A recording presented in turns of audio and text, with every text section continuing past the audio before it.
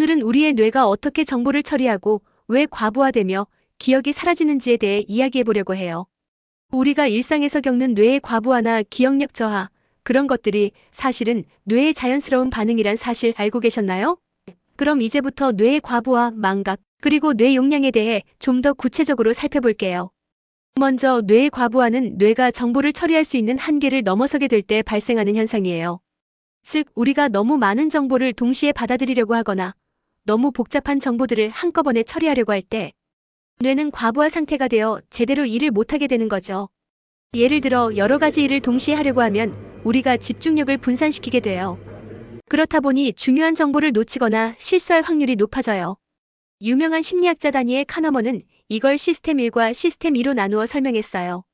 시스템 1은 빠르고 직관적인 사고를 담당하고 시스템 2는 더 깊고 분석적인 사고를 담당하는데 과부하가 생기면 시스템 2를 사용하기 어려워지고 시스템 1만 작동하게 된다는 거예요.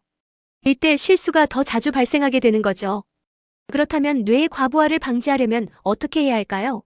가장 중요한 건 한 번에 하나씩 집중하는 거예요. 중요한 일을 할 때는 다른 일을 멀리하고 복잡한 문제를 작은 단위로 나누어 처리하는 것이 효율적이에요.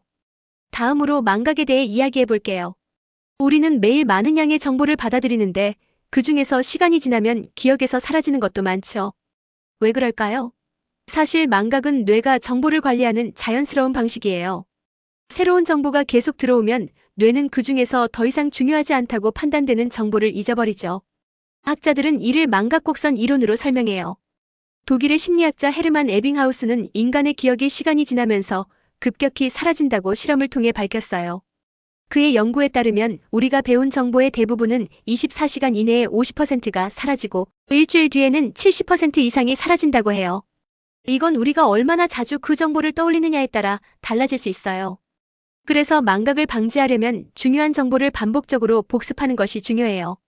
새로 배운 내용을 자주 복습하거나 다른 정보와 연관짓는 방식으로 기억을 더 잘 유지할 수 있어요. 예를 들어 새로운 단어를 배웠다면 그 단어와 관련된 이야기를 만들어서 기억하는 방식이 효과적이죠.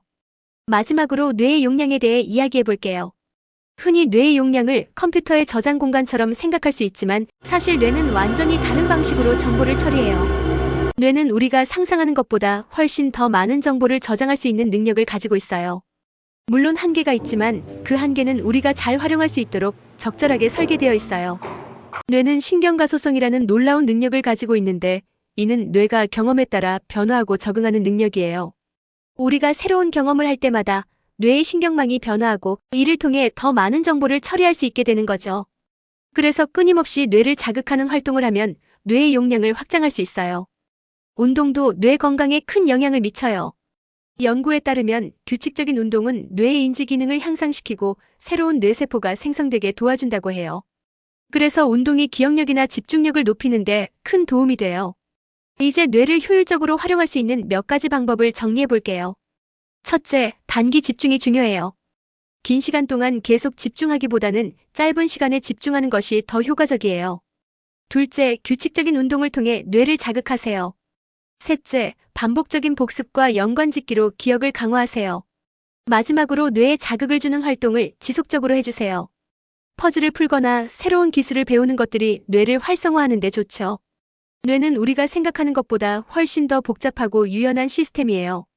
과부하, 망각, 그리고 용량의 개념은 모두 뇌가 정보를 어떻게 처리하고 저장하며 적응하는지에 대한 중요한 단서들을 제공해요.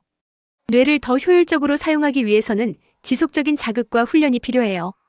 그리고 무엇보다 우리의 뇌는 한계를 넘어서서 점점 더 발전할 수 있다는 가능성을 가지고 있다는 사실을 기억하세요. 오늘 내용이 유익했다면 좋아요와 구독 꼭 눌러주세요. 다음 영상에서 더 흥미로운 주제로 찾아올게요.